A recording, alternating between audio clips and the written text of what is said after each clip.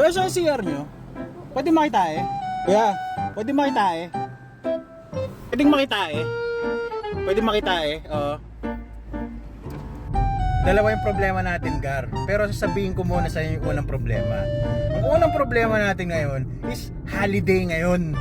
Diba? Declared holiday. So alam niyo naman pag holiday, walang traffic. So paano tayo makapag-traffic check? Dito tayo nang pupunta para ma-resolve ang problema natin. Pero sa CR nyo, pwede makita eh. Ano po yung sarap barado yung CR na? Barado. Pwede tignan ko lang. Oh, sige. Kaso, ayan ang problema. Matinding problema. Available. So, ito lang ang pwede. Hindi ka naman pwedeng tumahi dyan. medyo nabigo tayo tumahi dun ha. Kung kailangan ng lumabas, hindi tayo magpapatalo, di ba? Magpapatalo ba tayo sa baradong Magpapatalo ba tayo sa baradong CR? Okay, second victim. Tanong muna natin kung makakatae tayo. Kuya, pwede makitae? Okay.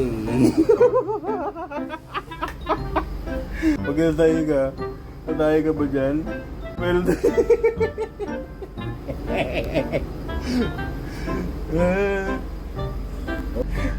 so, bidet check. Bidet check. Gar.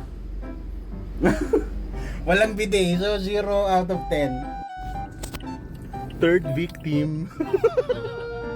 Pwede makita eh. Pwede makita eh, oo.